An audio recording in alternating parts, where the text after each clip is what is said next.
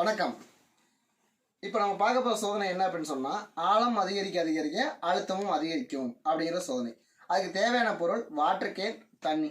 இதுதான் தேவையான பொருள். சரி, வாட்டர் கேன் என்ன பண்ணணும் அப்படின்னு சொன்னால், வாட்டர் கேனை மேலிருந்து கீழ் நோக்கி செங்குத்தாக 3 துளை போடணும். சரிங்களா? சரி, இப்போ இந்த வாட்டர் கேனில் துளை போட்டிருக்கோம் என்ன அப்படிங்கிறத நம்ம அண்ணாட்ட பேசுவோம். சரிங்களா? ஆனால் இப்போ நீங்கள் வாட்டர் கேனில் 3 துளை போட்டிருக்கேன். இந்த 3 துளையும் எது மாதிரி போட்டிருக்கேன்? நேராக போட்டிருக்கேன், கொஞ்சம் ஓனே போட்டிருக்கேன், இல்லை ஒரே நேர்கோட்டில் போட்டிருக்கேன்? எப்படி போட்டிருக்கேன்? மேலேருந்து கீழே ஒரே நேர்கோட்டில் போட்டிருக்கேன். மேலேருந்து கீழ் நோக்கி ஒரே நேர்கோட்டில் போட்டிருக்கேன். சரிங்களா? 3 துளையும் ஒரே அளவு இருக்குங்களா? இருக்கு. சரி, இப்போ என்ன பண்ணுறேன், இந்த வாட்டர் கேனில் தண்ணி ஊற்றுனா தண்ணி துளையில் வெளியே வருமா வராதா? கண்டிப்பாக வரும். கண்டிப்பாக வரும். இப்போ 3லையும் வெளியே வரும், அப்படி தானே? 3லையுமே வெளியே வரும். 3லையும் தண்ணி இப்போ எல்லாத்தையும் ஒரே மாதிரி வருமா, இல்லை ஒன்று அதிகமாக ஒன்று கம்மியாக வருமா? சமமாக வரும்னு நினைக்கிறேன். சமமாக வரும்னு நினைக்கிறேன். 3 துளையும் நேராக போட்டிருக்கோம், நான் 3 துளையும் சமமாக வரும்னு நீங்கள் நினைக்கிறீங்க. சரிங்களா? அதை நம்ம செஞ்சு பார்த்துருவோமா? எதுக்கு தேவை நமக்கு சந்தேகமே வேண்டாம் எதையுமே. ஓகேங்களா? சரி, இப்போ என்ன பண்ணுறீங்க, இந்த 3 துளையும் என்ன பண்ணுறீங்க, நீங்கள் கையில் அடைச்சிக்கோங்க. விரலில் அடைச்சிக்கோங்க. சரிங்களா? அடைச்சிக்கிட்டீங்கன்னா தண்ணி ஊற்றும் பொழுது அப்போ கடைசியாக தெரியும்.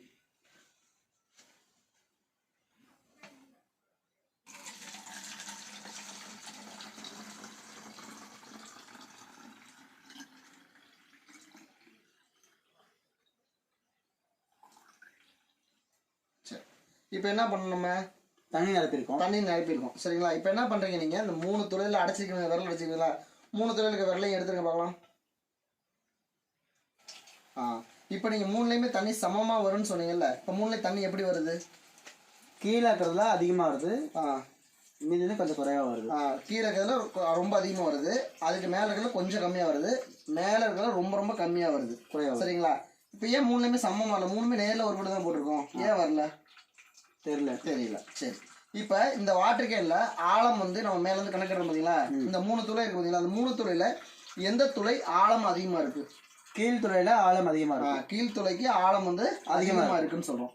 அப்போ இங்கே கீழ்துளை ஆழம் அதிகமாக இருக்கும் பொழுது திரவத்தினால் கொடுக்கக்கூடிய அழுத்தமும் அதிகமாக இருக்கும். அதனால தான் தண்ணி பார்த்தீங்கன்னா ரொம்ப அதிகமாக வருது, கீழே அதிகமாக. சரிங்களா? இங்கே திரவத்தில் கொடுக்கக்கூடிய அழுத்தமும் அதிகமாக இருக்கிறனால தான் தண்ணி எவ்வளோ அதிகமாக வருது பார்த்தீங்களா?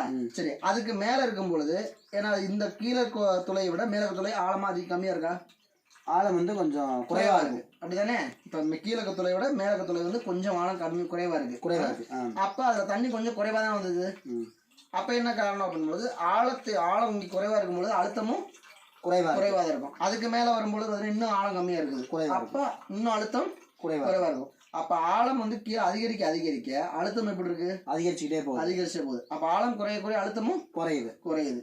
அப்ப நம்ம இந்த சோதனை மூலம் என்ன தெரிஞ்சுக்கிறோம் அப்படின்னு சொன்னா, ஆழம் அதிகரிக்க அதிகரிக்க திரவத்தினால் கொடுக்கக்கூடிய அழுத்தமும் அதிகமா இருக்கும்னு தெரிஞ்சுக்கிறோம். ஓகேங்களா? சரி, இப்ப நம்ம வந்து ஒரு கேள்வி உங்கள்கிட்ட கேட்கலாம். ஒரு பில்டிங்லாம் 10 மாடி 7-8 மாடி பில்டிங்லாம் கட்டுறாங்கல்ல, அந்த பில்டிங்ல டேங்க் எங்க வைப்பாங்க? சின்டாக்ஸ் எங்க வைப்பாங்க? மேலே 10வது மாடியில 9வது மாடியில வைப்பாங்க, அப்படிதானே? அப்ப அங்க ஏன் வைக்கிறாங்க? சின்டாக்ஸ் கீழே வைக்கலாம்ல? மேலே வச்சா தண்ணி நிறைய வரும். சரி, மேலே வைக்கும்போது எந்த மாடிக்கு, இப்போ 9 மாடி இருக்கு, 9 மாடியில் எந்த மாடிக்கு தண்ணி அதிகமாக கிடைக்கும்? கிரவுண்ட் ஃப்ளோருக்கு அதிகமாக வரும். எப்படி கிரவுண்ட் ஃப்ளோர் அதிகமாக வரும் சொல்லி கண்டுபிடிச்சிங்க? கீழே மேல இருந்து வரும்போது இப்போ நம்ம செஞ்சு பார்க்கும்போது பார்த்தீங்கன்னா, இங்க இருந்து ஆழம் கம்மி, இங்கே தான் அதிகமாக இருக்கு. அப்போ ஆழம் அதிகமாக இருக்கும் பொழுது அழுத்தமும் அதிகமாக இருந்துச்சு, அப்படிதானே? அப்போ 9வது மாடிக்கும் பொழுது கீழே முதல் ஃப்ளோர் தான் கீழே ஆழம் அதிகமாக இருக்கும் தானே? அப்போ அங்கே தானே அழுத்தம் அதிகமாகவும் இருக்கும்.